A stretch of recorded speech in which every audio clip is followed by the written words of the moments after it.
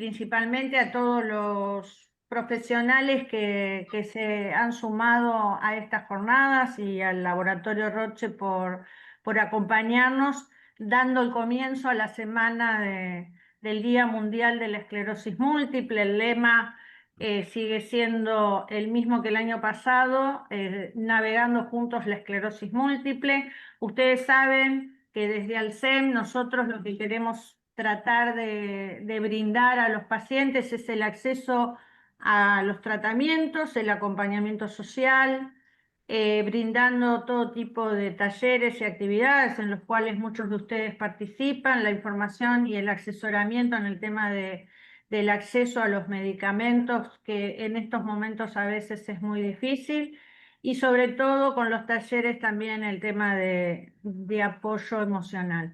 Es importante destacar que la esclerosis múltiple, al ser tan compleja, se requiere de un enfoque integral, así que bueno, contamos con los profesionales que nos acompañan hoy, que bueno, siempre es importante actualizarnos en estos temas, como puede ser la planificación familiar. Para los que no conocen al SEM, estos son los datos de contactos. Si le quieren sacar una foto a la pantalla, si no nos buscan en redes sociales. Y, y bueno, ante cualquier inquietud se contactan con nosotros. Alcem es un trabajo en equipo que todos tratamos de tirar para el mismo lado en beneficio del paciente para que tenga una mejor calidad de vida. Así que bueno, voy a dejar de compartir la pantalla y bueno, les doy la bienvenida. No quiero olvidarme de ninguno, pero bueno, está la doctora Cachuk, el doctor Santiago Isa, la doctora Pilar Perrachino, la doctora Débora Nadur, la doctora Sofía Alessandro. ¿Y quién me falta? Nadie. Creo que estamos todos. Ah, no, creo que estamos todos, ¿no? Sí, sí, sí. Bueno, así que bueno, bienvenidos todos, gracias, gracias. Y bueno, y la doctora Cachuk ya comienza con la charla. Bueno, buenas tardes a todos. Gracias por estar del otro lado. Es un placer volver a encontrarnos. Gracias al SEM que nos permite utilizar este espacio para encontrarnos con ustedes. Gracias a Roche también por apoyar este tipo de iniciativas donde nos podemos juntar con los pacientes y poder salvar un montón de dudas. Sin duda, esta temática que hemos seleccionado es una temática que es bastante frecuente en la consulta médica. Y tiene que ver justamente con la planificación familiar, con el embarazo y con la lactancia en esclerosis múltiple. Son diferentes situaciones en las cuales vamos a ver por qué es tan importante abordarlas y tenerlas en cuenta y llevarlas a la consulta. ¿Sí? Vamos a ver que esto es importante desde el inicio de la enfermedad, así como también al seguimiento de la enfermedad. ¿Sí? Porque la mujer va a ir cambiando en función de sus tiempos, sus decisiones, y esta decisión, ¿no?, de encarar un embarazo puede ir cambiando a lo largo de su vida como paciente con esclerosis múltiple y es muy importante tenerlo en cuenta y vamos a estar hablando fundamentalmente de eso durante toda la jornada. Quiero que sepan que pueden hacer sus preguntas. Ya tenemos varias preguntas que nos llegaron porque yo compartí este flyer en las redes y ya tenemos varias preguntas que las tengo acá anotadas para hacerlas después. Pero si ustedes van escuchando a los diferentes disertantes y se les va ocurriendo una pregunta, la dejan en el chat y las vamos a contestar todas al final, ¿sí? Les prometo que vamos por todas, así no queda ninguna duda. Bien, vamos a empezar con esta introducción que les preparé. Y un poco les quiero presentar, y voy a tomar lo que dijo Susana de equipo, nosotros también somos un equipo, y eso se los quiero contar porque es muy importante. La Clínica de Enfermedades Desmielinizantes nació hace casi 5 años, en plena pandemia, y nació conmigo, porque yo era la única neuróloga de la obra social que atendía pacientes con esclerosis múltiple y veía que cada vez tenía más pacientes que me seguían un poco porque me conocen del Hospital de Clínicas y venían a la consulta y la realidad es que se me ocurrió, ¿por qué no hacer un equipo de neurólogos trabajando para los pacientes que también nuclea a su vez otros especialistas que no están presentes en esta charla, pero sin duda vamos a generar más charlas a lo largo del año para que los puedan conocer? Y trabajamos en equipo, fundamentalmente la doctora Débora Nadur, el doctor Santiago Isa, la doctora María del Pilar Perachino y la doctora Sofía de Alessandro, que es la última en incorporarse al equipo. Estamos muy orgullosos de poder hacer todo lo posible para ustedes, ¿sí? A veces con todas las dificultades que ustedes ya conocen en relación al sistema de salud de nuestro país, pero lo más importante es que tratamos de abarcar todas las inquietudes que tienen nuestros pacientes y ayudarlos desde lo médico y desde lo no tan médico, y creo que lo logramos, o al menos eso es lo que ustedes nos hacen sentir.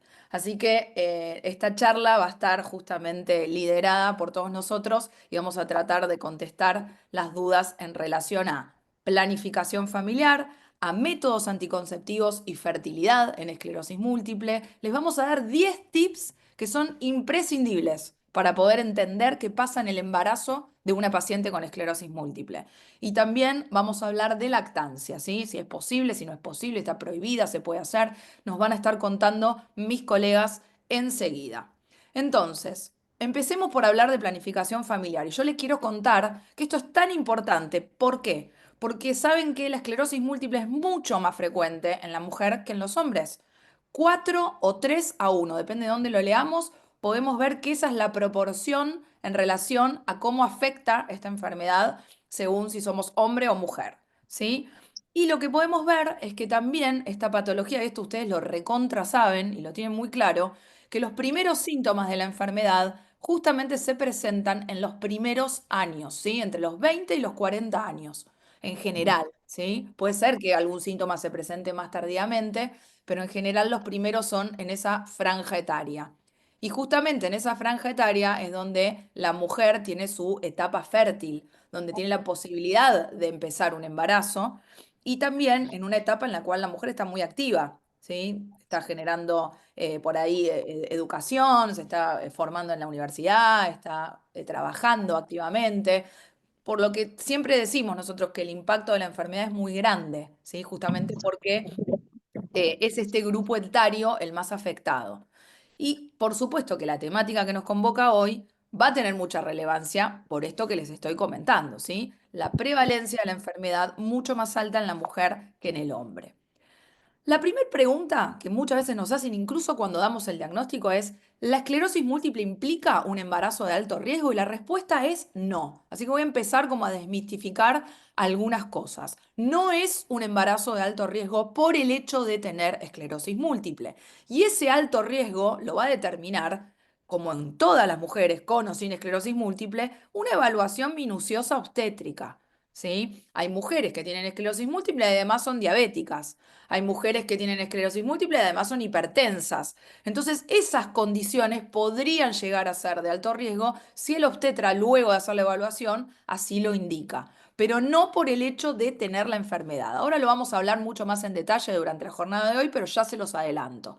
Entonces, es muy importante que a pesar de que no sea de alto riesgo, la paciente esté en un seguimiento continuo con el obstetra, por supuesto, que va a llevar adelante su embarazo, y además con monitoreos clínicos en relación a lo neurológico. Y si es posible, les diría que es una recomendación que el obstetra esté enlazado con nosotros para poder trabajar juntos y ante cualquier inquietud sepa a quién preguntarle dudas, contarnos cómo los ven, contarnos cualquier situación que pueda aparecer, ¿sí? Así que es muy importante siempre el trabajo en equipo y en este caso vamos a convocar al obstetra para que forme parte, ¿sí? Otra gran pregunta que también mis colegas van a estar hablando tiene que ver con la fertilidad. Y esto está de moda hoy en día porque justamente hay mucho avance en relación a fertilidad y a la posibilidad de poder concebir. Y por ende van a haber muchas personas que tengan ganas, tanto hombres como mujeres con esclerosis múltiple, que tengan la duda en relación a la fertilidad. Y la primera oración que les quiero compartir es, la esclerosis no afecta la fertilidad en sí por el hecho de tener la enfermedad. Entonces, no voy a adelantarme más y Y esto la se los voy a cámara adelantar. tampoco. Fíjense que tengan bien silenciados los micrófonos, así nos escuchamos todos. Gracias.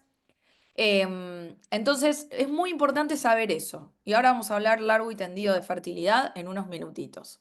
Como les adelanté al inicio, ¿cuándo es el mejor momento para que ustedes les pregunten a sus neurólogos sobre la planificación familiar? Algunos pacientes reciben el diagnóstico, no se animan a preguntarlo, se lo guardan la pregunta y dicen, bueno, más adelante lo pregunto y lo consulto, me quedo por ahí, no voy a hacer esta pregunta en este momento. Y la realidad es que no, hay que hacer la pregunta tanto por parte del paciente y nosotros los médicos tenemos que hacer la pregunta en relación a cuál es la idea que tiene la mujer en relación a la planificación familiar. También se lo vamos a preguntar al hombre con esclerosis múltiple, pero me centro más en la mujer porque hoy vamos a estar hablando de varias cuestiones que tienen que ver quizás más con la mujer que con el hombre. Y la idea es saber desde el diagnóstico, porque esto va a modificar quizás la decisión en relación al tratamiento y algunas recomendaciones de las que vamos a hablar hoy. Y no solo en el diagnóstico, como dice la otra viñeta, es importante en cada control neurológico, también que nosotros lo preguntemos y veamos cómo está la mujer en relación a esa decisión. Es importante, por como les dije, en relación a los tratamientos que ustedes están utilizando o que van a utilizar potencialmente, tenemos que saber mucho, y yo siempre le hago hincapié a mis pacientes en relación a la estabilidad, la palabra estabilidad de la enfermedad. ¿Qué significa estabilidad de la enfermedad? Ahora lo vamos a ver y les decimos que lo ideal o el mejor momento para pensar en un embarazo es cuando la enfermedad está estable. Vamos a ver qué significa esto, ¿sí? Bueno, y en relación a la anticoncepción, también es un dato importante, porque muchas mujeres nos dicen, ¿cuál es el mejor método anticonceptivo? ¿Puedo usar cualquiera? A veces nos preguntan, la ginecóloga me indicó este método anticonceptivo, ¿lo puedo utilizar? Ahora vamos a estar hablando de eso en la próxima charla, ¿sí? Y vamos a ver qué sabemos hoy de esto. Nosotros tenemos un consenso argentino que leemos los médicos y probablemente muchos de los médicos que estén en esa diapo sean sus médicos también, pues son todos especialistas en esclerosis múltiple de Argentina. Y este consenso fue liderado por la doctora Fernández Liguori, del cual yo también participé. Y en esto nos pusimos de acuerdo todos los neurólogos especialistas para poder dar ciertas recomendaciones. Y es muy importante entender que esto de la estabilidad tiene que ver con que la mujer tenga ausencia de recaídas o de progresión, ¿sí?, en el examen neurológico o de nuevas lesiones en la resonancia magnética por lo menos un año antes de la búsqueda del embarazo. En aquellos pacientes que tienen una esclerosis múltiple con muchas lesiones, que hayan tenido muchas recaídas juntas, que nosotros a veces eso le decimos M agresiva y tratamos de apurarnos mucho para iniciar el tratamiento, hasta se recomienda 2 años de estabilidad. Y muchos de ustedes, y ahí veo algunos pacientes, algunas pacientes mías que están conectadas, yo se lo he dicho varias veces en relación a que esta es una recomendación muy fuerte, porque hoy sabemos que tener la enfermedad estable al momento de concebir nos va a dar mucha chance de tener un embarazo estable, sin complicaciones, y lo más importante es después del embarazo que va a pasar. Y ahí es donde vamos a ver el impacto de esta medida o de este consejo. Así que tenerlo en cuenta. En este gráfico que ven en pantalla, se muestra un poco cómo es la actividad de la esclerosis múltiple en relación a las recaídas, sobre todo en la forma remitente recurrente, qué pasa en el embarazo, y van a ver como que el embarazo desde el primer trimestre, el segundo trimestre, el tercer trimestre, tiene como un efecto protector en relación a las recaídas, y los pacientes van a presentar menor riesgo de tener una recaída durante el embarazo. Pero ¿qué pasa después? Si ven la flecha o el gráfico, van a ver que aumenta el riesgo de tener una recaída después del parto. Y esto tiene que ver, y lo traigo a colación de lo que acabo de decir, que aquellas mujeres que tengan un buen control de su enfermedad antes de quedar embarazada, esta chance disminuye mucho. Así que eso es un dato súper importante a tener en cuenta. Y un objetivo a lograr justamente con el uso de tratamientos, sobre todo de alta eficacia, antes de lograr el embarazo. ¿Sí? Así que eso es muy importante que lo registremos. Y ustedes saben que desde que se empiezan a probar las nuevas terapias, los últimos años han tenido muchas novedades en relación a terapias de alta eficacia. Ustedes ya nos habrán escuchado en muchas charlas hablar sobre eso. ¿Sí? Que cada vez tenemos más tratamientos, cada vez son más eficaces y también sabemos que cada vez son más seguros. Entonces, muchas mujeres están utilizando esas terapias de alta eficacia, por ejemplo, ocrelizumab, ofatumumab, natalizumab, que muchas están en tratamiento con esas terapias, y hoy sabemos que eso justamente hace que la mujer llegue a una estabilidad de la enfermedad antes del embarazo y que, por supuesto, la tasa de recaída posterior sea mucho más baja aún. Y esto lo vemos en los gráficos. Si ven en verde, es un poco complicado de entender, pero ya se lo simplifico y les digo que si ven el gráfico verde, la línea verde, van a ver que justamente estos son aquellas pacientes que lograron los embarazos luego de haber recibido terapias, sobre todo las últimas de alta eficacia, después del año 2009. ¿Cómo cambió esto? Y fíjense qué bajita que está la flecha en verde respecto a la de azul, que son pacientes que han sido diagnosticados muchos años antes y que quizás no se beneficiaron de las nuevas terapias a la hora de poder controlar la enfermedad. Entonces, es muy importante estos datos que les estoy trayendo a colación.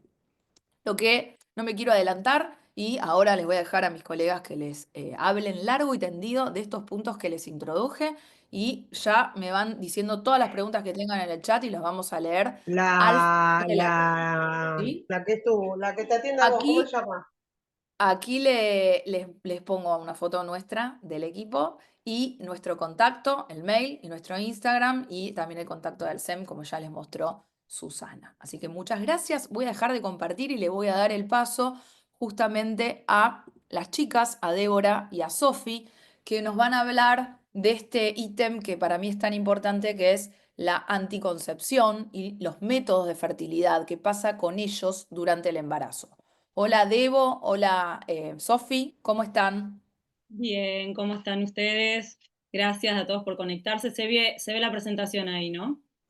Sí, Perfecto. Bueno, yo soy Débora Nadur, ya Vero nos presentó a todos. Gracias también al SEM por darnos este espacio. Y junto con Sofi vamos a hablar de métodos anticonceptivos y de fertilidad en esclerosis múltiple. Algunos conceptos ya nos dijo Vero, pero vale la pena recalcar algunos y también nos vamos a explayar. Y yo te quería preguntar, Sofi, antes de que nos cuentes qué métodos anticonceptivos hay y cuáles pueden usar las mujeres con esclerosis múltiple, que nos digas cuál es la importancia de hablar de este tema hoy. Bueno, hola, buenas tardes a todos. Bueno, gracias por conectarse y escucharnos. Eh, bueno, debo, en principio, un poco lo que dijo Vero, que es la enfermedad es más frecuente en mujeres, en una relación 3:1, 4:1, y también que se da durante la etapa fértil, digamos, de la mujer entre los 20 y los 40 años.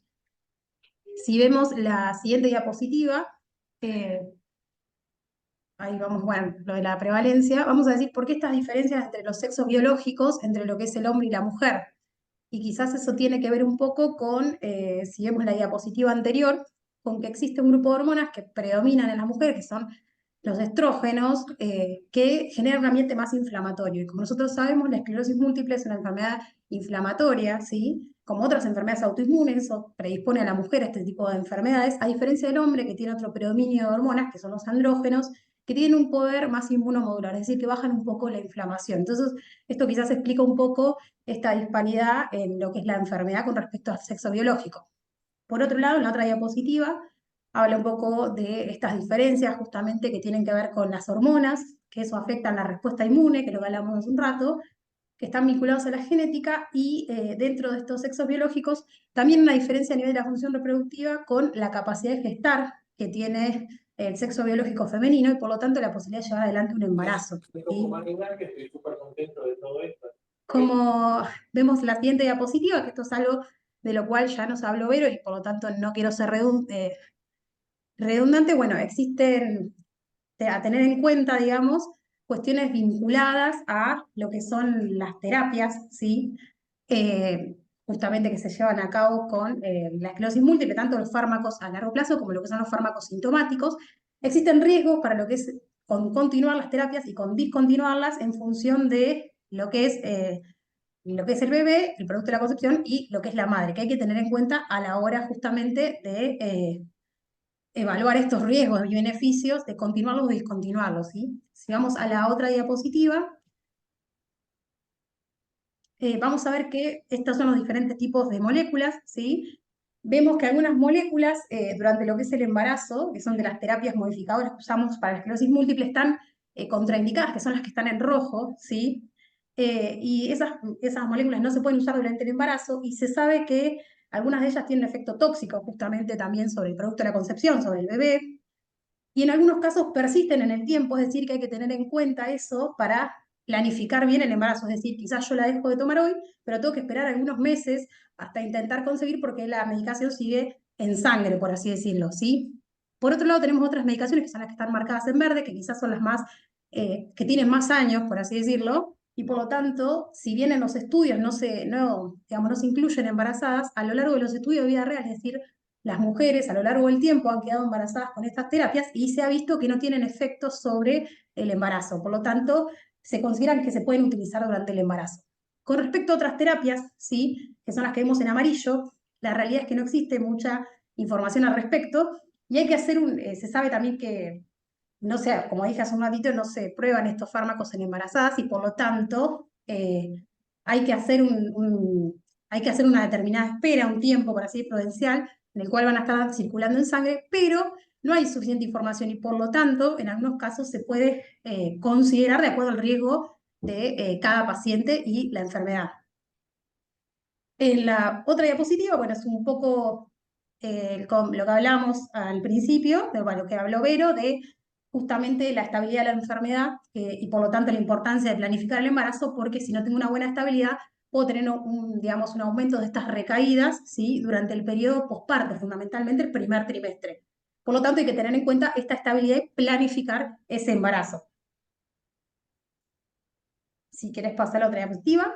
Es importante también evaluar con respecto a esta planificación del embarazo, si aquellos planes son, digamos, a tener en cuenta el tiempo, es decir, la planificación va a ser dentro del año, o va a ser, o sea, más inmediata, o va a ser una planificación quizás no ahora, pero en algunos años. Entonces, si quizás si tengo un tiempo, digo, bueno, no es el momento ahora, pero quizás en algún momento quiera llevar a cabo un embarazo, lo que voy a hablar fundamentalmente sobre métodos anticonceptivos.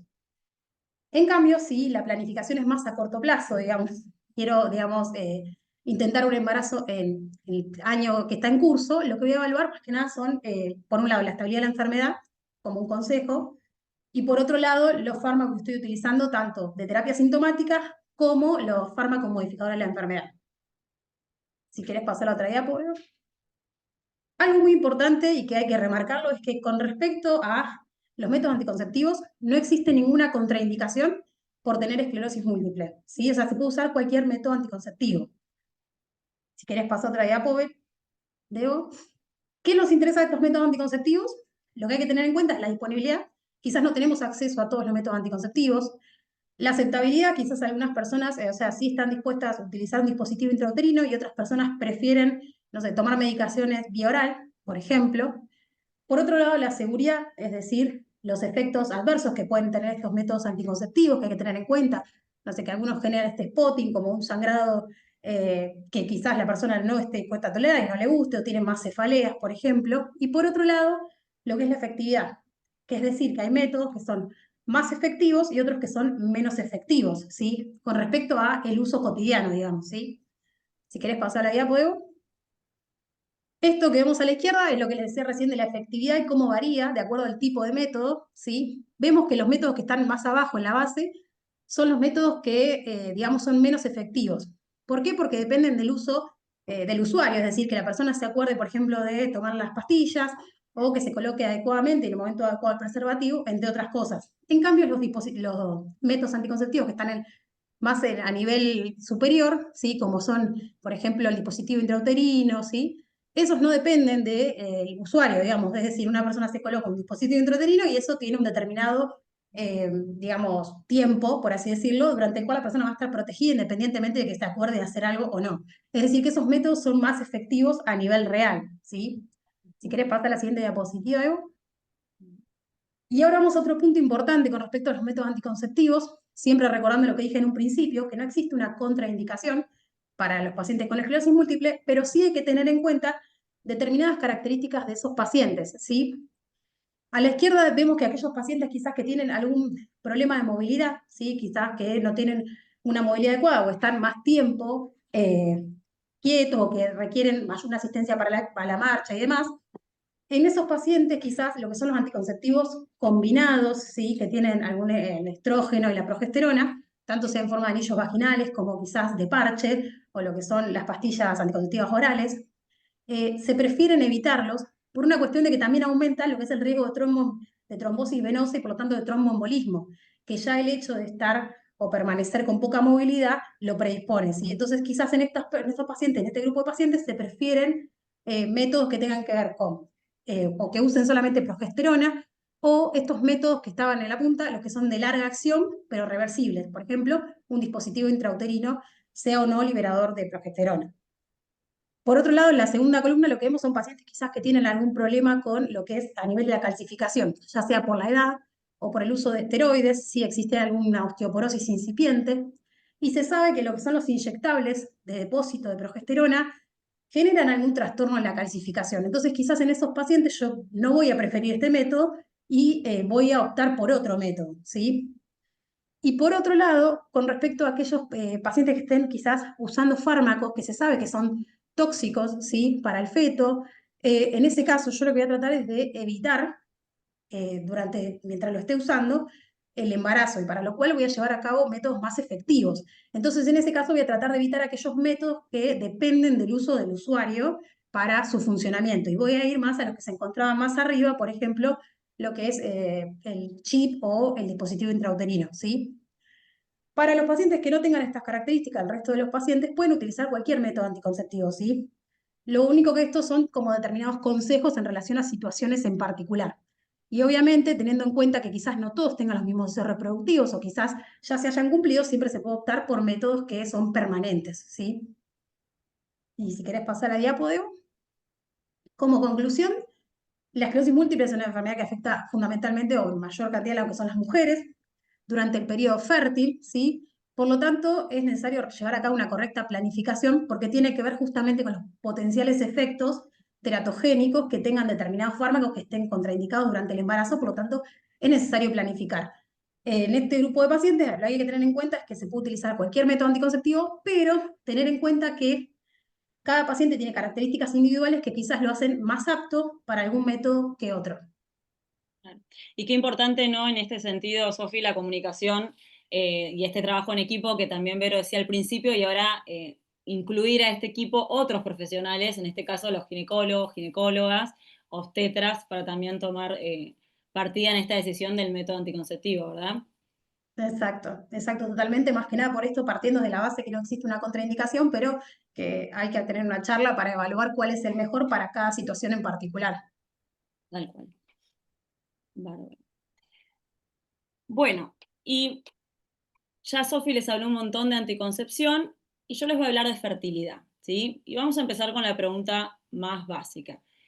¿A qué llamamos fertilidad? Fertilidad es la capacidad de tener hijos, eso simple, que en mujeres va a depender del ciclo menstrual, de la edad, de la salud del útero y de los ovarios. Y en hombres va a depender de la cantidad y calidad de los espermatozoides. Como verán, en el hombre no es tan relevante la edad. ¿Y qué factores pueden afectar la fertilidad? Y esto estoy hablando en general, ¿sí? No estamos hablando de personas con esclerosis múltiple, sino en la población general. Lo que más afecta en la fertilidad, o sea, en la capacidad de tener hijos, es la edad. A mayor edad, menor capacidad de tener hijos. Y otros factores también como alimentación, el peso, tóxicos como tabaco, alcohol, el estrés. Una persona muy estresada probablemente tenga menos chances de quedar embarazada y algunas enfermedades, ¿sí? Y ahora vamos a hablar un poquito en las próximas diapositivas de qué pasa con la esclerosis múltiple. Pero acá fíjense, en negrita y subrayado, lo que más afecta a la fertilidad es el paso de la edad. Y acá en esta diapositiva lo que les quiero mostrar es que en el mundo hay una tendencia a que las mujeres cada vez tenemos hijos a mayor edad. Y estos son datos de la ciudad de Buenos Aires del 2021 y fíjense que la edad promedio, no importa el gráfico, pero lo que nos está mostrando es que la edad promedio en que una mujer tiene hijos en la ciudad de Buenos Aires es a los 31 años. Probablemente hace 30 años atrás esto no era así, sino que por ahí era a los 20, 20 y pico. Bueno, a medida que pasa el tiempo y la vida moderna que llevamos, está haciendo que retrasemos la maternidad a nivel global. Así como ocurre en el mundo, está pasando también acá. Y con esto viene el concepto del reloj biológico, ¿no? Que es algo que seguramente escucharon decir y por ahí ustedes mismos también usaron esta frase de reloj biológico. ¿Y a qué nos referimos con esto? Es la capacidad que tiene una mujer de tener hijos, ¿sí? Y este reloj biológico es porque es como que nos están marcando las horas, en realidad los años, y a medida que pasan los años baja esa capacidad. ¿Por qué? Porque nosotros para tener hijos tenemos que ovular. Cuando ovulamos liberamos ovocitos. Los ovocitos serían como el huevo que debe ser fecundado por un espermatozoide. Y fíjense acá, en este gráfico, una mujer de 30 años tiene más de 200.000 ovocitos y tiene una probabilidad de quedar embarazada de un 23%. Y fíjense la otra punta, una mujer de más de 40 años, 42, tiene apenas 1.000 ovocitos, que son estos huevitos que deben ser fecundados, con una probabilidad de embarazo del 3%, ¿sí? O sea, fíjense cómo va cayendo a lo largo de los años. Bien, entonces acá nos surge esta pregunta. ¿Qué pasa con la fertilidad en pacientes con esclerosis múltiple? Algo ya nos dijo Vero al principio.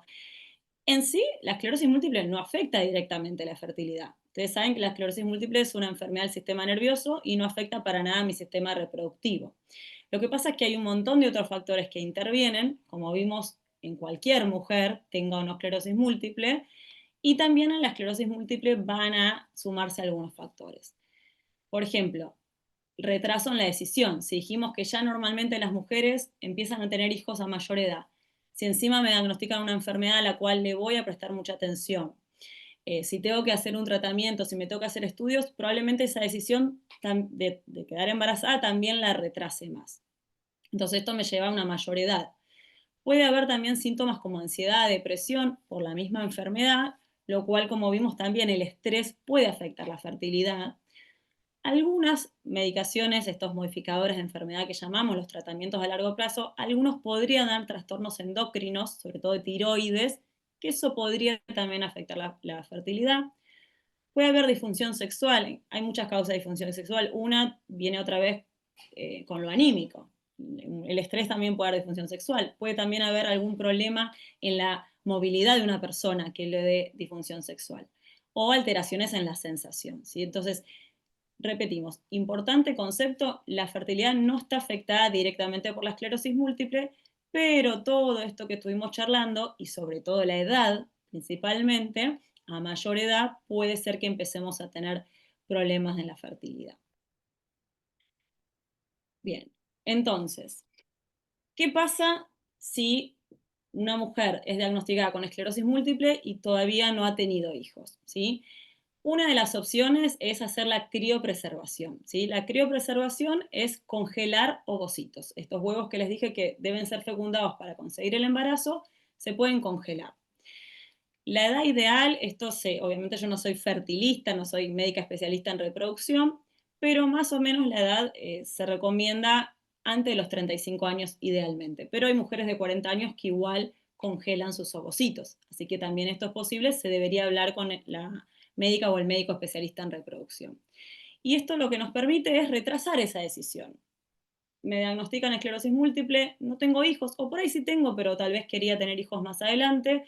Bueno, no es un momento ahora por ahí para que tome la decisión, congelo los ovocitos y los puedo utilizar más tarde. O también esto puede ser una recomendación de mi médico. Como dijeron ya Vero y Sofi, es muy importante que la enfermedad esté estable antes de buscar un embarazo. Y tal vez mi médico neurólogo me recomiende que no es el mejor momento ahora buscar un embarazo, sino que tengo que esperar por lo menos un año de tratamiento, un año de estabilidad de la esclerosis múltiple para recién buscar embarazo. Entonces, estas dos situaciones van a hacer que exista la posibilidad de congelar ovocitos. ¿Y cómo se produce luego la fecundación? Una mujer que tiene ovocitos congelados, en el momento que decida, junto con el médico especialista en reproducción, junto con el neurólogo, que es el momento para buscar embarazo, esos ovocitos se descongelan y se fecundan con el semen de la pareja en el laboratorio, ¿sí? Y eso luego se inyecta en el útero de la mujer y se empieza a formar el embrión y el crecimiento y posterior embarazo, ¿sí? Entonces, los ovocitos se pueden congelar, descongelar cuando la mujer decida quedar embarazada junto con la decisión del equipo, y no hay un momento, no hay una cantidad de años que estos ovocitos puedan estar congelados. Hay estudios que dicen que por más de 20 años han estado ovocitos congelados y después la fecundación y el embarazo se pudo llevar sin ningún problema. Bueno, Debo, Bien. bueno, justamente te iba a decir que, bueno, quizás ahora que estamos con este tema de la postergación, de justamente el embarazo y demás, y que estos métodos, digamos, se está hablando un montón Justamente iba a preguntar esto con respecto a las pacientes que tienen esclerosis múltiple, si se puede usar cualquier tipo de terapia de esta reproducción asistida. Perfecto.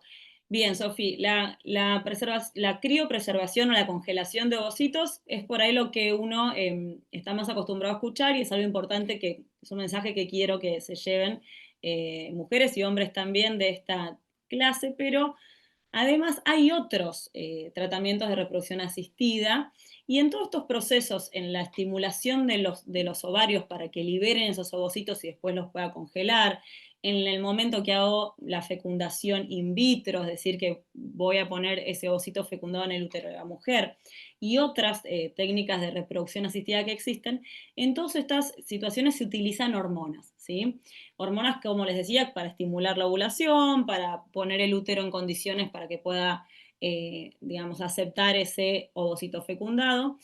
Y hace unos años había algunos estudios que mostraban que ciertas hormonas, los que llamábamos agonistas de gonadotrofina es la hormona más importante a la hora del embarazo, estas hormonas que eran agonistas de gonadotrofina parecían que si eran utilizadas en mujeres con esclerosis múltiple, aumentaban el riesgo de recaídas, ¿sí? Así como Vero les mostró que luego del parto pueden aumentar las recaídas en esclerosis múltiple, este tipo de hormonas parecería también aumentar. La verdad es que estudios mucho más nuevos han demostrado que esto no es tan así, digamos, ahora parece que hay bastante seguridad. De todas maneras, no son las únicas hormonas que se pueden usar para estos tratamientos, por lo cual la conclusión es que cualquier tratamiento de reproducción asistida puede ser utilizado en mujeres con esclerosis múltiple, y a la hora de hablar de qué hormona utilizar para la estimulación ovárica, parecería razonable preferir los que llamamos antagonistas de gonadotrofina y no los agonistas, si bien, como les decía, hoy en día hay estudios que parecen que son igual de seguros que los antagonistas. De nuevo, esto es para hablarlo con un médico especialista en fertilidad y depende también cada caso, ¿sí? Bueno, y como conclusión, la esclerosis múltiple afecta principalmente a mujeres en edad reproductiva, esto se los vamos a decir en todas las presentaciones. Ya vimos que la maternidad globalmente, mujeres con o sin esclerosis múltiple, están difiriendo su inicio de maternidad, ¿sí? Un poco como decía, por la actividad que llevamos, la vida laboral, la economía, y si a esto le sumamos el diagnóstico de una enfermedad, probablemente la edad se vea más diferida aún. Por lo cual es importante saber que una mujer con esclerosis múltiple puede diferir su embarazo porque puede hacer técnicas de reproducción asistida, ¿sí? Y como decimos siempre, importante el trabajo del equipo, neurólogo, especialista en reproducción y la paciente para ver cada caso en particular. Bueno, muchas gracias. Dejo de compartir. Excelente, Debo y Sofi.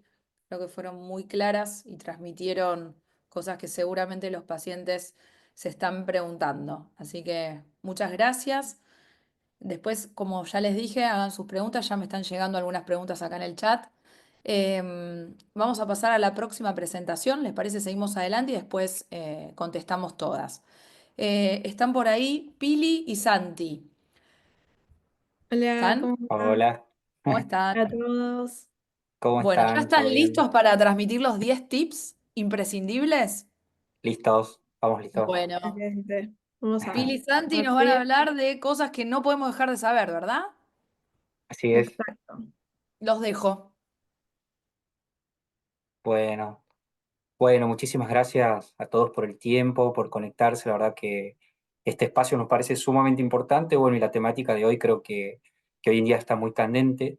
Y bueno, vamos a tratar de hablar un poco de las 10 imprescindibles preguntas o afirmaciones que muchas veces por ahí surgen en la consulta y nos generan dudas. Bueno, mi nombre es Santiago Isa, soy médico neurólogo y junto con la doctora Pilar vamos a navegar un poco a través de estos 10 tips durante la búsqueda de lo que el embarazo, también durante lo que es el parto y bueno, y un poco también hablando un poco de la lactancia para tratar de aclarar un poco todos estos mitos y verdades. Así que, hola Pili, ¿cómo estás? ¿Qué tal, Santi? Bueno, un saludo a todos, gracias por conectarse. Y bueno, vamos a ya empezar con estos imprescindibles. Sí, me pasa la diapositiva. Bueno, yo te quiero preguntar, Santi, Sí. si las mujeres con esclerosis múltiple no se pueden quedar embarazadas. Bueno, esto es una preposición falsa, porque las mujeres con esclerosis sí pueden.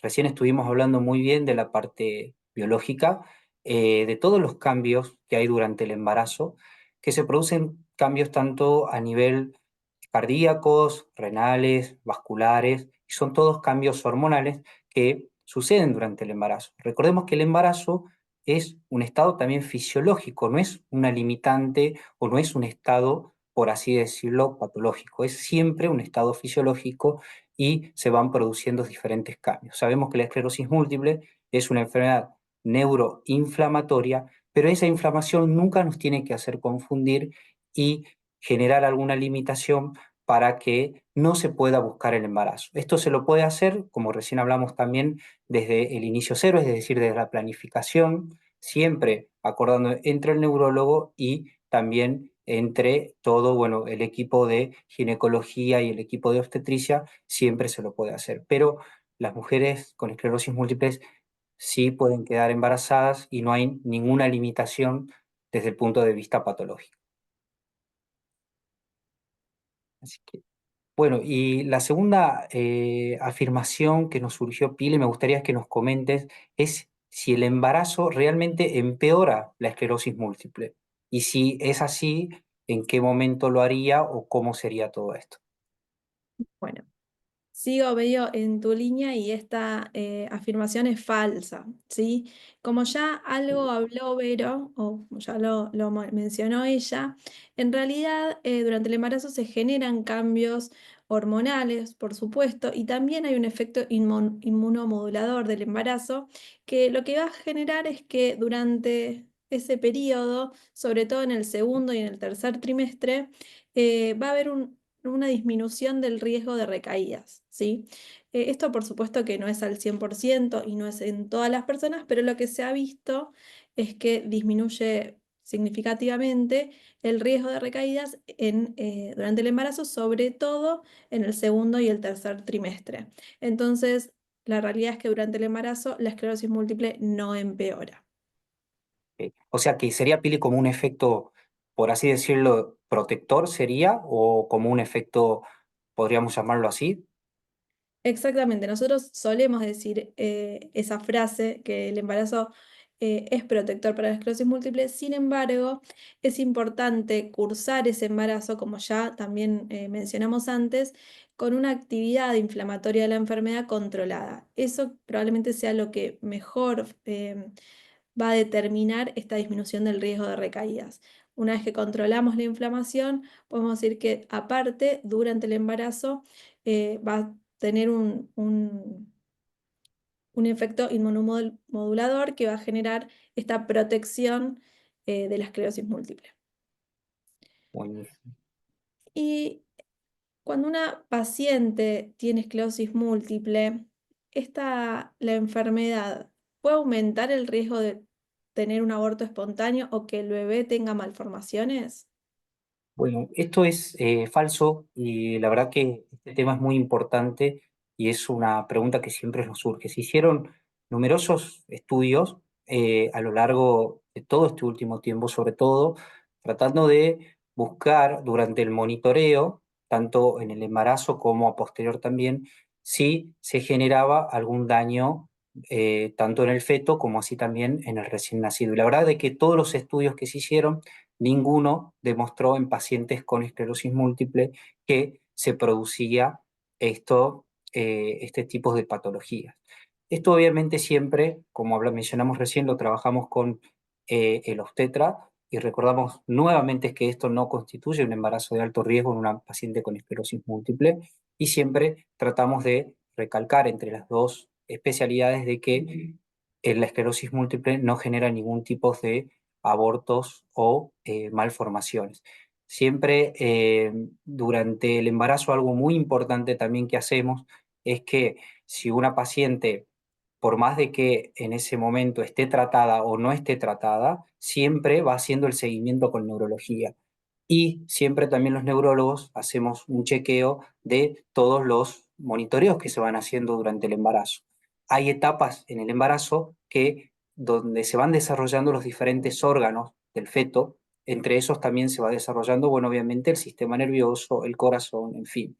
Y todos esos estudios son pedidos por el obstetra y los neurólogos también los vamos chequeando nuevamente y trabajando junto con el obstetra. Pero la esclerosis múltiple no genera ningún tipo de aborto espontáneo o malformación. Esa mielina, esa inflamación que tienen las pacientes con esclerosis múltiple no se transmite y no genera ningún tipo de malformación. Genial, muchas gracias, Santi. Bien. Y bueno, esto también me parece algo importante, Pili, en caso de tener, por ejemplo, una recaída durante el embarazo, que esto puede pasar. En ese caso, ¿cómo hacemos? Obviamente consultamos con nuestros neurólogas o neurólogos de cabecera, pero por ejemplo, si hay una recaída, ¿se puede hacer una resonancia de cerebro? Bueno, esto sí es un tema súper importante porque obviamente que va a generar incertidumbre, ¿no? Si durante el embarazo una paciente llega a tener una recaída, ¿cómo la vamos a primero diagnosticar? Y bueno, luego vamos a ver el tema del tratamiento. Con respecto a la resonancia, vamos a poner que no es que sea falso, pero sí lo tenemos que tener, o verdaderos, pero sí tenemos que tener en cuenta el caso individual eh, para cada paciente, ¿no? En realidad, Mm. lo que vamos a tratar de hacer durante el embarazo es evitar el uso de resonancias, ¿no? Entonces, por ejemplo, en nuestras pacientes, si toca una resonancia de control en el momento que está embarazada, quizás esa resonancia la dilatemos un poquito, sobre todo si veníamos en una paciente con una enfermedad controlada, sin actividad en los últimos controles, etc. Sin embargo, si tuviese una recaída en ese momento y necesitáramos sí o sí ver una imagen del cerebro, se puede realizar una resonancia durante el embarazo. Lo ideal es hacerlo eh, entre el segundo y el tercer trimestre, y sí lo que vamos a hacer es no indicarle el contraste, es decir, que no la vamos a hacer con gadolinio durante el embarazo, pero sí la podríamos hacer sin aumentar el riesgo para el bebé. Y bueno, Perfecto, eh, buenísimo. paralelo a si la pregunta de hacerse una resonancia o no, es si esa recaída la vamos a poder tratar o no. Exactamente. Bueno, esto por ahí primero es muy importante identificar si hay un brote o no. Sabemos que las recaídas eh, fuera del embarazo, ¿sí? Siempre se identifican a través de síntomas y uno de los tratamientos que siempre hacemos es con corticoides, ¿sí? Siempre con corticoides endovenosos. Durante el embarazo, en el caso de detectar y confirmar una recaída, que como dijo Pili recién, siempre lo hacemos a través de la clínica y tratamos de evitar la resonancia, bueno, esto siempre hay que consensuarlo, ¿sí? Con el equipo de obstetricia, ver cómo va el embarazo, siempre ver y medir otras cosas, por ejemplo, siempre glucemia en el embarazo, cómo está la presión, que son todos los controles que se hace, y ver si la paciente estaría apta. Se podría hacer en algunos casos, por ejemplo, en donde hay brotes que son severos o que son difíciles de recuperar, pero siempre consensuado con el equipo de obstetricia y el equipo de ginecología, obviamente siempre haciendo tomando, digamos, todos los riesgos necesarios, pero bueno, siempre por ahí hay que hablarlo y consensuarlo con todo el equipo, ¿no? Sí, me parece fundamental esto que recalca Santi de el trabajo en equipo y que tenemos que tener esta comunicación constante también con el equipo de obstetricia. Ujú. Bien, y bueno, y ahora ya pasamos por ahí un poco al momento del parto, ¿no? Que creo que acá es cuando surgen varias dudas, surgen varias preguntas y algunas veces nos preguntan las pacientes o también quizás los obstetras si el parto Pili debe ser siempre por cesárea en mujeres con esclerosis múltiple. Bueno, con respecto a este tema, vuelvo también a lo que ya fuimos diciendo, y la esclerosis múltiple no constituye un embarazo de alto riesgo, ¿sí? O un embarazo de riesgo. Es decir, que las pacientes que tienen su esclerosis múltiple controlada y eso no va a aumentar el riesgo de tener un embarazo con complicaciones por el hecho de tener la esclerosis múltiple. ¿Esto por qué lo digo? Porque la esclerosis múltiple no es una indicación de realizar cesárea. Es decir, que las pacientes que tienen esclerosis múltiple pueden tener un parto vaginal y la indicación de cesárea va a ser una indicación obstétrica, es decir, si hubiese alguna otra situación o alguna otra comorbilidad que tenga la paciente y que eso indique realizar una cesárea, bueno, se realizará por esa indicación, pero no por tener esclerosis múltiple. Creo que esto, Pili, también es una decisión muy individual porque es, o sea, muy personal, ¿no? El momento, digamos, del parto, siempre, como vos decís, no tiene que haber una limitante y bueno, y se puede hacer un parto natural. Y la verdad es que también se hicieron un montón de estudios, se publicó muchísimo sobre todo esto. Y el parto normal, la verdad que no tuvo ninguna complicación, ni en el tampoco puerperio inmediato, ¿no? Exactamente. Esto es importante que todos lo sepamos para que, bueno, las mujeres puedan decidir y puedan llevar su embarazo y también el parto, teniendo estos conocimientos, sabiendo que pueden elegir, obviamente, en hacer un parto vaginal si así lo desearan y si así lo pudiera por todas las otras condiciones obstétricas, y que obviamente no implica sí o sí tener una cesárea por tener esclerosis múltiple. Y por supuesto que se habla el caso individual, paciente a paciente, viendo todas las condiciones, ¿no? Por supuesto, pero en principio no podemos decir que por tener esclerosis múltiple sí o sí tenga que tener una cesárea. Sí. Y bueno, estamos en el momento del parto y nuestras pacientes pueden tener una anestesia peridural o eso está contraindicado. Bueno, esta preposición también es falsa, ¿sí? Porque las pacientes con esclerosis múltiple pueden recibir este tipo de anestesias sin ningún tipo de complicación, sin ningún tipo de obstáculos. Obviamente esto también siempre está consensuado, pero la verdad que esto no limita en ningún momento dado la enfermedad para el uso del anestésico, ¿no? Y obviamente también es una decisión individualizada, como hablamos recién, y bueno, la verdad que no trae ninguna complicación. Entonces pasamos el momento del parto y ya entramos en otra etapa. Algo muy importante el tratamiento, ¿no? Decir después qué hacemos, cómo seguimos, porque muchas veces por ahí es cuando uno dice, bueno, yo con mi tratamiento antes venía muy bien, y ahora qué hago, ahora cómo sigo, cuáles son los pasos a seguir. Y bueno, ahí, Pili, es seguro reiniciar el tratamiento inmediatamente. ¿Qué es lo que hacemos? Bueno, nosotros vamos a decir que sí, que es verdadero, que podemos reiniciar el tratamiento luego del parto.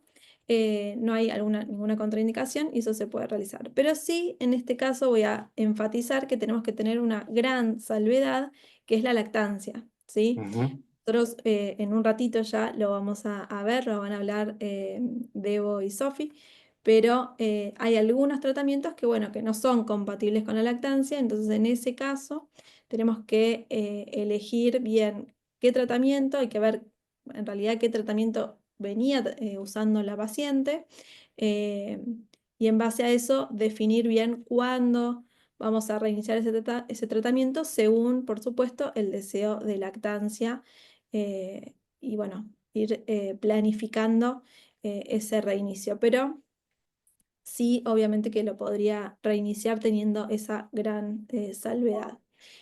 También quiero recalcar que a medida, bueno, nosotros estamos en un momento donde tenemos un montón de tratamientos disponibles, que son, por suerte, tratamientos de alta eficacia, son muy buenos y cada vez lo estamos viendo más su seguridad.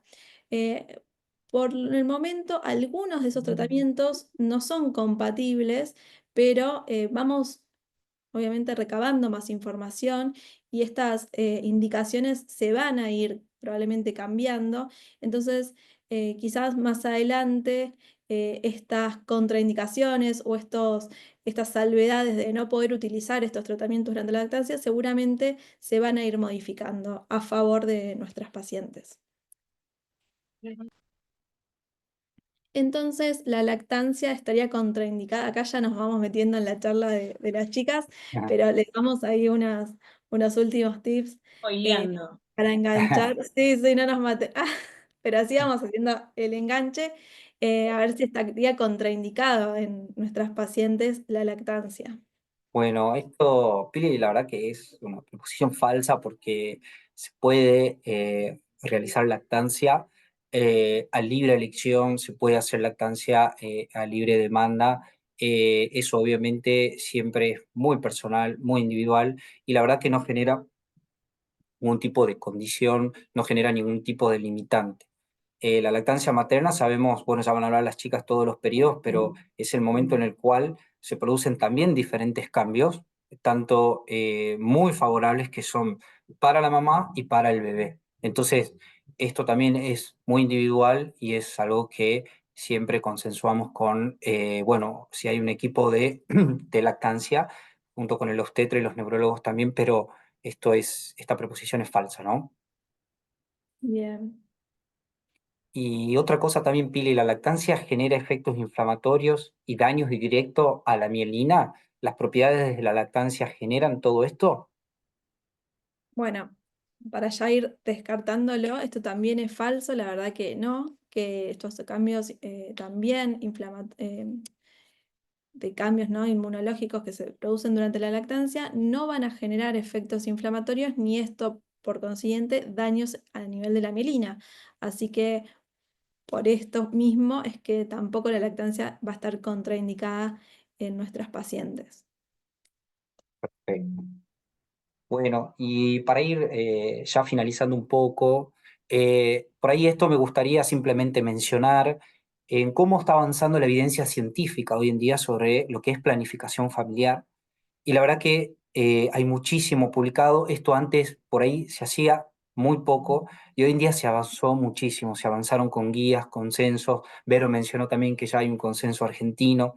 Y bueno, hoy en día estamos en esto estudiando mucho sobre todo los fármacos, qué pasa en el embarazo, qué pasa en la lactancia, cómo seguimos después. La verdad que esto es sumamente importante, que se avancen y que se sigan avanzando con nuevos estudios, porque la verdad es que creemos que el embarazo es una etapa, ¿sí? Y es una etapa obviamente muy buena y la esclerosis múltiple no puede generar una limitación en todo eso. Entonces, hoy en día la evidencia científica avanzó y los nuevos fármacos también que se están generando, que se están haciendo, se están adaptando a todos estos cambios, Pili.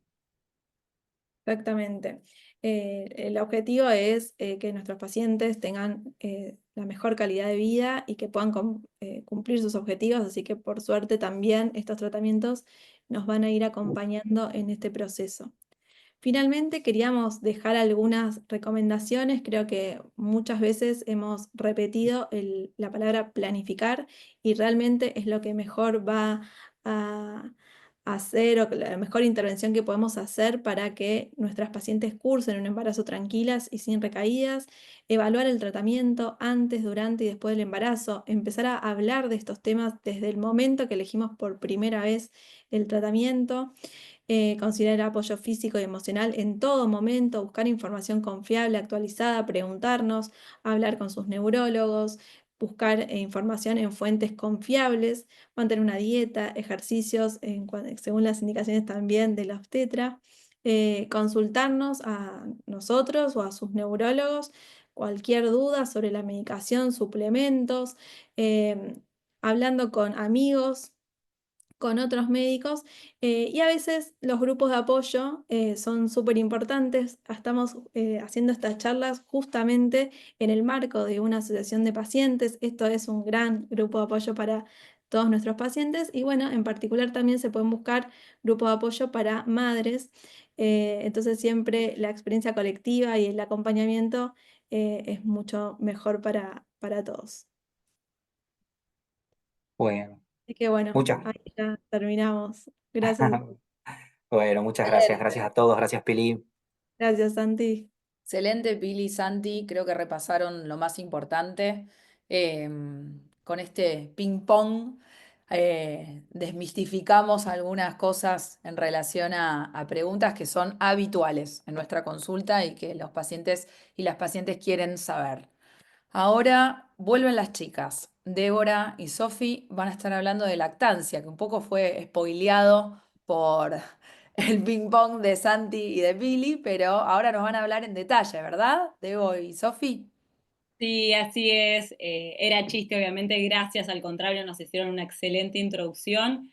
Nos quedó súper claro qué hacer en el embarazo y nos introdujeron un poquito qué va a pasar en la lactancia. Entonces, yo te voy a preguntar a vos, Sofi, ¿por qué es importante la lactancia y por qué la vamos a defender tanto? Bueno, la verdad es que la lactancia tiene un montón de riesgos, digamos, de cosas beneficiosas que están demostradas sea desde la Organización Mundial de la Salud, incluso en lo que son las revistas de esclerosis múltiple, con respecto a lo que es la salud de la madre y del bebé.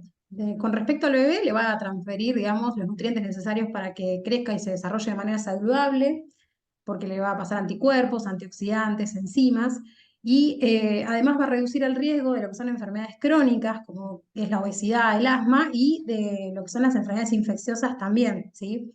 Y con respecto a la madre, lo que se sabe es que también reducen el riesgo de tener, por ejemplo, cáncer de mama, cáncer de ovario, enfermedades cardiovasculares, obesidad, y favorece el desarrollo cognitivo, bueno, del bebé. Lo que nos preguntamos, digamos, es que ya lo dijeron los chicos anteriormente y que está bueno remarcarlo, justamente lo que es la lactancia, digamos, no está contraindicada en mujeres que tengan esclerosis múltiple. Es decir, la esclerosis múltiple no contraindica la lactancia y no tiene un efecto perjudicial justamente para lo que es la evolución de la enfermedad. Pero capaz que bueno, nos puedes contar un poco si tiene algún efecto beneficioso, digamos, la lactancia en estas pacientes. Ujú. Bárbaro. Bueno, esta es una pregunta por ahí importante hacerse, ¿no? Ya dijimos que no hay nada perjudicial, pero ¿puede haber algo beneficioso? Exactamente, sí, Sofi. Hay algunos estudios que muestran que la lactancia exclusiva durante, sobre todo los primeros 2 meses pospartos, podría ser protectora de recaídas, ¿sí? Y esto obviamente lo vamos a tomar con muchas pinzas porque depende cada caso en particular, depende de la actividad de la enfermedad que tenía la paciente previo al embarazo, pero hay varios estudios, como les decía, que están demostrando que las pacientes que tienen lactancia exclusiva, ¿sí? Ya esta protección baja cuando empieza a haber fórmula y lactancia, y baja del todo esta protección de las recaídas si la paciente no da la teta, ¿sí? Entonces, si es exclusivo, durante los primeros 2 meses se ha visto que tienen muchas menos chances de recaídas. Otra vez recalcar, puede hacerse, se puede hacer lactancia y no empezar ningún tratamiento porque aparentemente durante 2 meses van a estar protegidas, pero siempre teniendo en cuenta cómo era la enfermedad antes y consensuando con el neurólogo, ¿sí? Y si ocurriese una recaída, acá lo importante es que se puede tratar, ¿sí? No hay ninguna contraindicación de los pulsos de corticoides, que como ustedes saben es el tratamiento que usamos para una recaída, pulsos de corticoides endovenosos. No pasa nada, la mamá que está en lactancia puede recibir los pulsos de corticoides y esperar 2 a 4 horas posterior a esa infusión para dar la teta. Y no hay ninguna contraindicación, no pasa nada con el bebé, al bebé no le llega prácticamente nada de ese corticoide, y si llega una parte es muy pequeña y no es perjudicial para el bebé. Así que si hubiese una recaída, pueden recibir tratamiento. Y con respecto a la resonancia, que esto ya lo habló Pilar en el embarazo, que era ese riesgo-beneficio, digamos, va a depender, acá tampoco hay ningún problema. Si hay una recaída o hay que hacer una resonancia de control, no hay ningún problema, el contraste incluso de la resonancia no llega al bebé, así que una mamá puede hacerse la resonancia, salir y dar la teta, que no va a tener ningún problema su bebito, ¿sí? Ahora, esto es cuando ocurre una recaída. Yo lo que te quiero preguntar, Sofi, es qué va a pasar con los tratamientos a largo plazo, los modificadores de enfermedad que justamente inicia una mujer para evitar las recaídas. Bueno, con respecto a lo que son los tratamientos a largo plazo, hay que tener en cuenta, digamos, una medida que nos fijamos mucho, digamos, nosotros los médicos, que es el RIT, que básicamente es una sigla en inglés, que lo que nos permite este RIT es cuantificar cuánta cantidad del medicamento que toma la madre pasa a la leche materna y por lo tanto hay probabilidad de que lleve al bebé cuando amamante.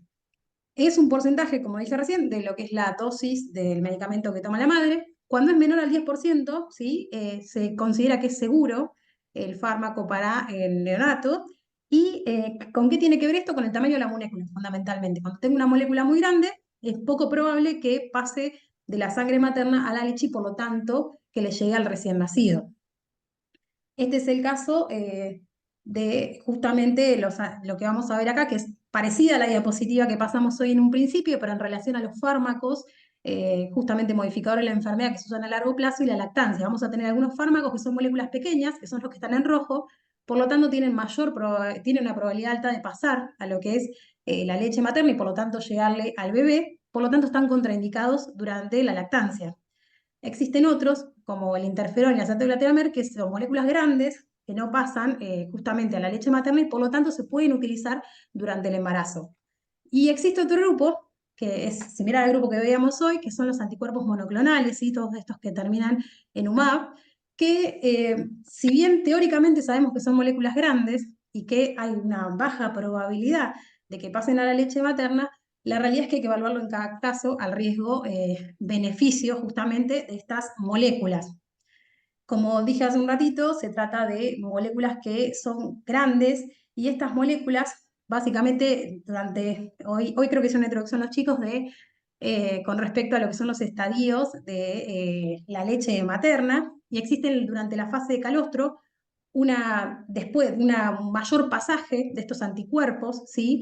Pero una vez que se forma la leche madura, ese pasaje es muy bajo, ¿sí? Sumado que son moléculas grandes y que ya de por sí no van a pasar poco, y además de esa cantidad que pase, parte la va a degradar el intestino del bebé, por lo tanto va a llegar menos aún al recién nacido, ¿sí? De estas moléculas. Por lo tanto, bueno, hay que evaluar, digamos, en cada caso con respecto a justamente estos fármacos. Y no sé si existe algo de evidencia con respecto justamente al uso de estas terapias monoclonales durante la lactancia, Evo, y nos puedes contar algo. Sí, claro. Esto, como decía Santiago en la presentación anterior, todos estos fármacos, estos 4 que estamos hablando ahora, que llamamos anticuerpos monoclonales, que son estos que terminan en UMAB, que también son las terapias a las que hacía referencia Vero cuando hablaba de los últimos, los más eficaces. Todos estos fármacos, si ustedes leen el prospecto, dicen que no se pueden dar durante lactancia, ¿sí? ¿Por qué? Porque los estudios que se hicieron para probar estas moléculas en el mercado no lo probaron en mujeres embarazadas ni en mujeres lactantes, ¿sí?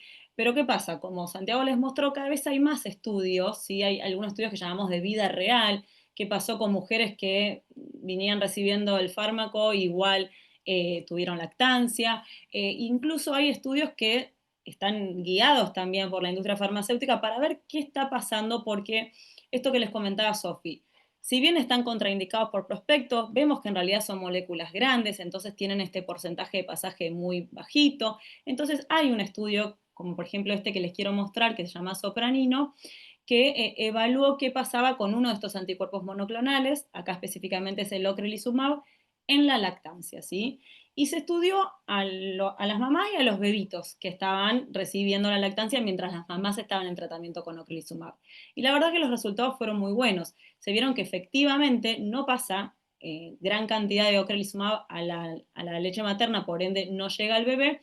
Por ende, estos bebés se le hicieron análisis y vieron que su sistema inmunitario estaba óptimo, ¿sí? Así como el ocrelizumab en las mamás baja el sistema inmune para que no tengan recaídas, bajan específicamente los linfocitos B, en el bebé los linfocitos B estaban normales, ¿sí? Este es el primer estudio que se hizo evaluando estas determinaciones en los bebés, por lo cual esto es muy importante porque nos está mostrando que esto que creíamos que podían ser beneficiosas, que podían ser seguras en la lactancia, ya vamos teniendo evidencia científica de que así es, ¿sí? Y lo importante, como decía Sofi, es cuándo. Digamos, ya sabemos que estos anticuerpos monoclonales parecen ser seguros, pero no apenas nace el bebé, ¿sí? No en el calostro, porque en ese momento la leche materna tiene mucha cantidad de inmunoglobulinas y los anticuerpos monoclonales en realidad son inmunoglobulinas creadas químicamente en un laboratorio, pero estructuralmente es una inmunoglobulina el fármaco. Entonces, en la etapa de calostro, esa leche va a tener muchas inmunoglobulinas. Entonces, ahí sí puede pasar más cantidad del fármaco al bebé, de este anticuerpo monoclonal, por lo cual no va a ser el momento. Hay que esperar, como decía Sofía, la leche madura, que es luego de 2 semanas de nacido el bebé. por lo cual durante esas 2 semanas de nacido el bebé, se indica que la madre se extraiga con sacaleche o forma manual para estimular la lactancia, para que no se le corte la lactancia, pero esa leche se desecha, no se le da al bebé porque esa leche sí va a tener mayor cantidad de fármaco. Cuando pasaron 2 semanas, puede empezar la lactancia normalmente. Bien, Sofi, Bueno, terminando, ¿nos querés contar un poco, digamos, cómo se toma la decisión, sobre todo? sí, bueno, yo creo que también podemos, como en relación a todo lo que venimos diciendo, justamente llegamos todos a esta conclusión, que el manejo es individualizado, depende de cada paciente en particular, el fármaco que esté usando, pero también la actividad de la enfermedad, digamos. Justamente ese fármaco, si se sabe que es tóxico o no, y por lo tanto el riesgo que implica para recién nacido, y también el deseo personal, justamente de amamantar, teniendo en cuenta que, como decía Debo hace un rato, existe esta lactancia exclusiva que me protegería durante los 2 primeros meses, pero bueno, evaluarlo en cada caso en particular, ¿sí? Fundamentalmente, y charlarlo siempre, bueno, con el médico que esté a cargo, la paciente, y también charlar un poco con el equipo que viene siendo la paciente embarazada. Como conclusiones, la realidad es que no hay contraindicaciones para lo que es la lactancia en pacientes que tengan esclerosis múltiple. Los riesgos tienen que ver básicamente con los tratamientos que estamos justamente llevando a cabo y fundamentalmente con la característica de la molécula y la capacidad, digamos, justamente de que esta molécula pase a la leche materna. Para el inicio del tratamiento, por lo tanto, hay que tomar en cuenta, o sea, para continuar, o sea, durante la lactancia, iniciar este tratamiento, hay que tener en cuenta el deseo personal, justamente, de la paciente, los riesgos que tiene la medicación y los vinculados justamente a la actividad de la enfermedad, pero siempre teniendo en cuenta que es un manejo personalizado.